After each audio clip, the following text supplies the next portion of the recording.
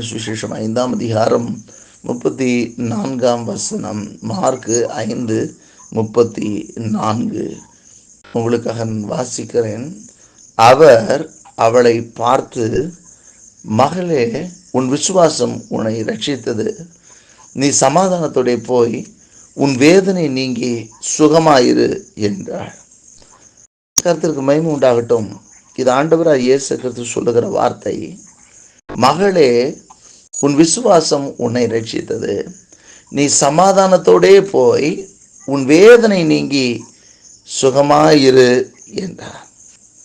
கர்த்தருக்கு மகிமை உண்டார். எந்த சூழ்நிலையில ஆண்டவராகிய இயேசு இந்த வார்த்தையை சொன்னார், யாருக்கு சொன்னார் என்று சொல்லி நீங்கள் பார்ப்பீர்கள் என்று சொன்னால், இது எல்லாருக்கும் நன்றாய் தெரிந்த ஒரு சம்பவம் தான்.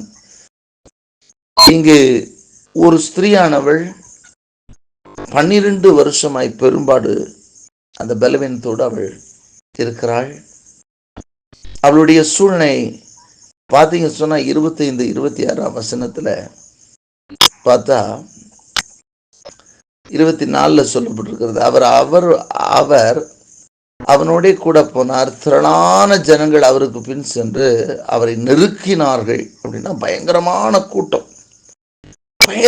கூட்டத்துக்கு மத்தியில அப்பொழுது 12 வருஷமாய் பெரும்பாடுள்ள ஒரு ஸ்திரீ அநேக வைத்தியர்களால் மிகவும் வருத்தப்பட்டு தனக்கு உண்டானவைகள் எல்லாம் செலவழிந்தும் சற்றாகிலும் குணமடையாமல் அதிக வருத்தப்படுகிற பொழுது. இதுல ஒரு காரியத்தை பார்க்கணும். யார் இவள்? இயேசு சொன்னார், அவளை பார்த்து சொன்னாரு, மகளே, உன் விசுவாசம் உன்னை ரட்சித்தது. நீ சமாதானத்தோட போய் உன் வேதனை நீங்கி சுகமாயிரு அப்படின்னார். அவளை பார்த்து சொல்ற, உன் விசுவாசம் உன்னை ரட்சித்துருச்சு. நீ போய் உன் வேதனை நீங்கி சுகமாயிரு. பயங்கர வேதனையோட வந்திருக்கிற. கொஞ்ச நெஞ்ச வேதனை இல்ல, பயங்கர வேதனை.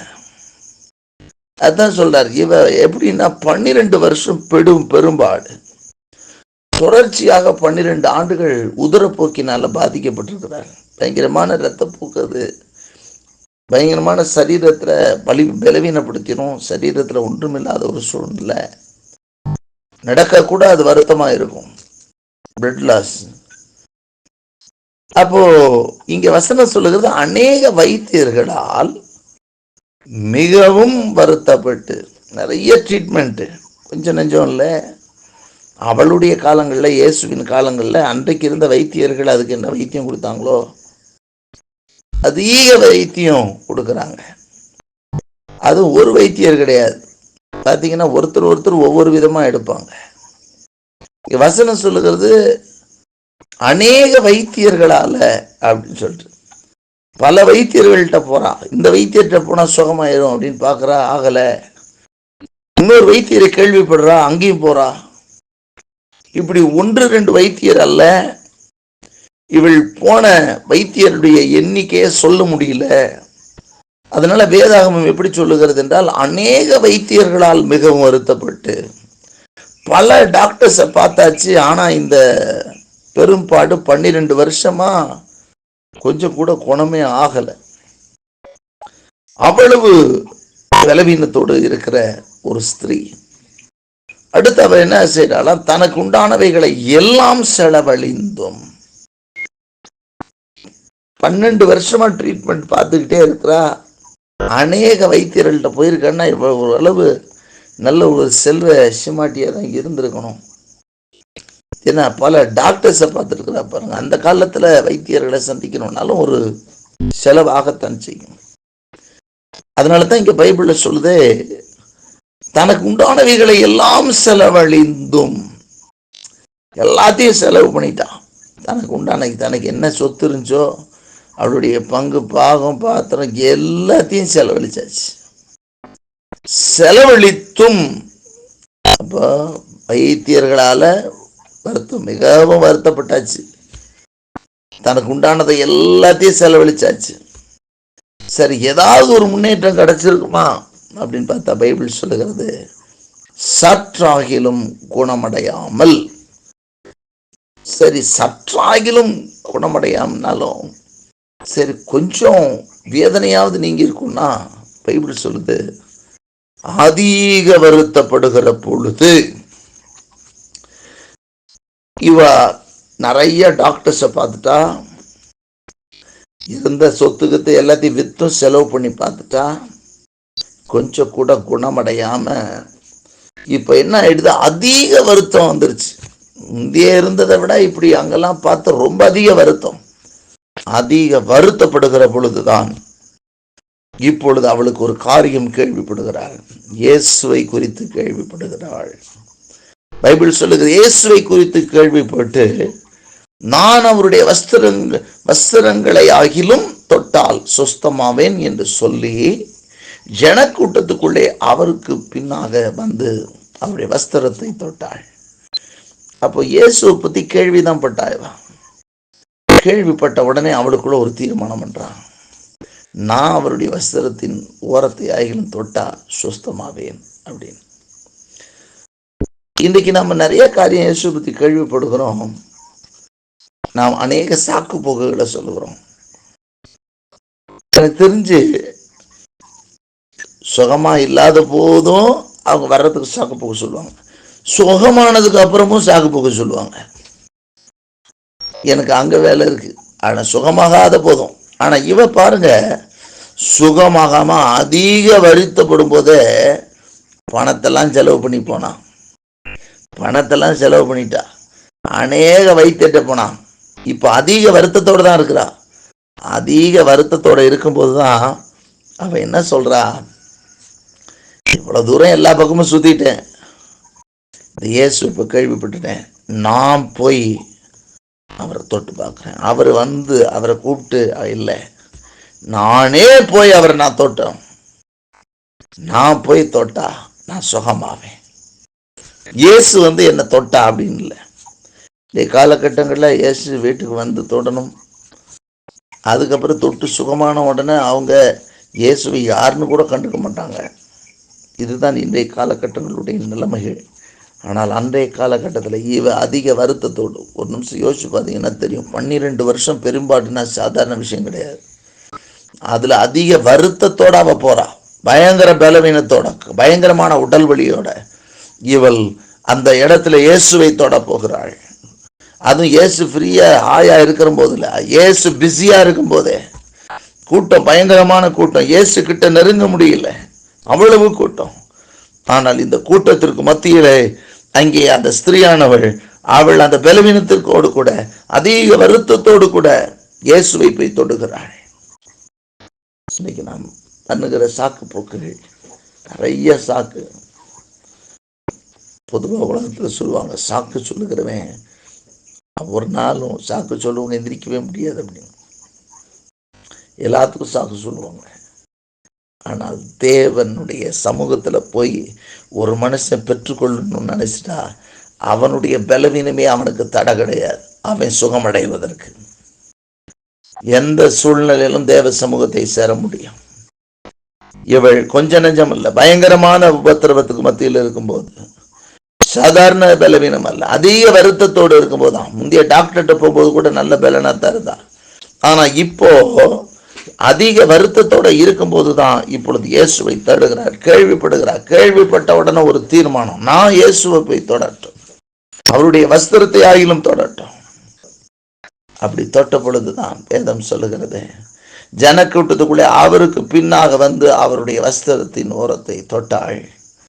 உடனே அவளுடைய உதரத்தின் ஊரல் நின்று போயிற்று. அந்த வேதனை நீங்கி ஆரோக்கியம் அடைந்தது. அவள் தன் சரீரத்திலே உணர்ந்தாள். கர்த்தருக்கு மகிமை உண்டாகட்டும். ஆண்டவருக்கு நம்மளை பத்தி நல்லாவே தெரியும். ஆண்டவருடைய வசனம் சொல்லுகிறது, நம்ம உள்ளந்திரியங்களை கூட ஆராய்ந்து அறிந்திருக்கிறது. நம்முடைய மனசு என்ன நினைக்குதுன்றது அவருக்கு தெரியும். யாராவது போய் சொல்லணுன்ற அவசியம் கிடையாது. அவருக்கு சுகமாக்க முடியும். ஆனால் அவளுடைய செயல்பாடு இருக்கிறதா என்பதுதான் தேவனுடைய எதிர்பார்ப்பு. இவ வருவாளா? வந்து தொட்டு வருவாளா? கண்டிப்பாக. நம்முடைய பிரயாசங்களுக்கு நிச்சயமா பலன் உண்டு. எடுக்கிற முயற்சிகளுக்கு நிச்சயமா பலன் உண்டு. முயற்சிக்கிறவர்கள் கர்த்தர் நிச்சயமாக அற்புதங்களை செய்வார். கர்த்தருக்கு மகிமை உண்டாகட்டும். இன்றைக்கும் கூட நம்முடைய ஆண்டவர் கிட்ட போகிறதுக்கு என்னுடைய முயற்சி என்ன வேணும். நான் ஒரு குறிப்பிட்ட ஒரு சில மாதங்களுக்கு முன்பாக ஒரு குறிப்பிட்டவங்களுக்கு அவங்க இயேசுவை ஏற்றுக்கொண்டவங்க தான்.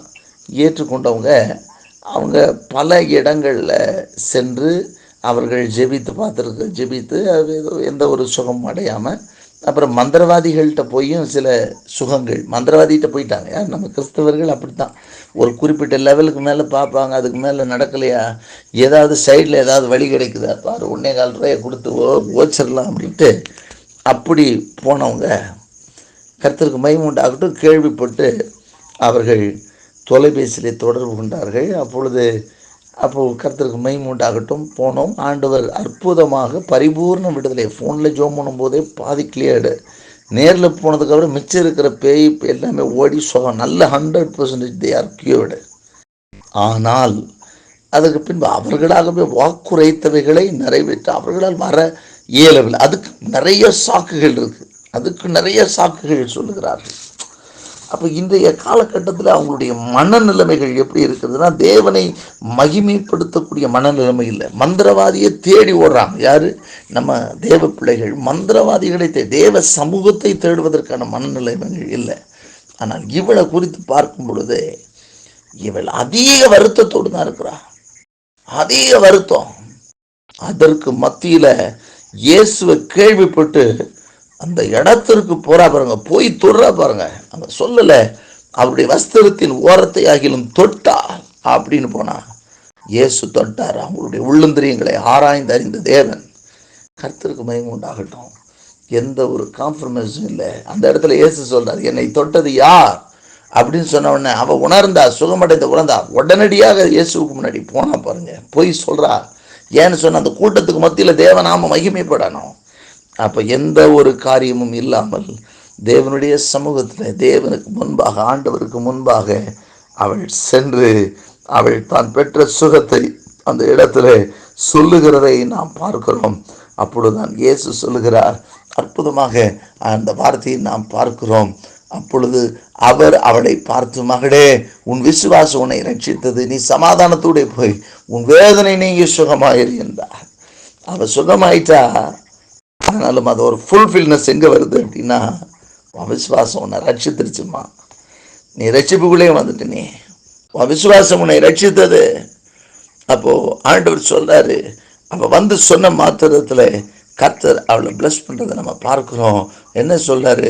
நீ சமாதானத்தோட போய், இவ்வளவு நாள் நீ சமாதானம் இல்லாமல் வாழ்ந்து கொண்டிருந்தாய், இவ்வளவு நாள் உங்ககிட்ட அந்த சமாதானம் இல்லை, ஆனால் இப்பொழுது நீ போய் சமாதானத்தோட என்ன பண்ண அப்படின்னு சொன்னா, போய் உன் வேதனை நீங்கி சுகமாயிரு, உன் வேதனை நீங்கி நீ சுகமாயிரு என்று சொல்லி ஆண்டவர் சொல்லி அவளை பிளஸ் பண்ணி அனுப்புகிறதை நாம் பார்க்கிறோம். இன்றைக்கும் கூட நம்முடைய வாழ்க்கையில் நாம் போராட்டம் இருக்க தான் செய்யும், பிரச்சனைகள் இருக்க தான் செய்யும். ஆனால் இதற்கு மத்தியில் அதை எப்படி நீங்கள் ஃபேஸ் பண்ணுறீங்க அப்படிங்கிறது முக்கியம். இங்கே பல விதத்தில் பார்த்தாச்சு, பிரச்சனை தீரல.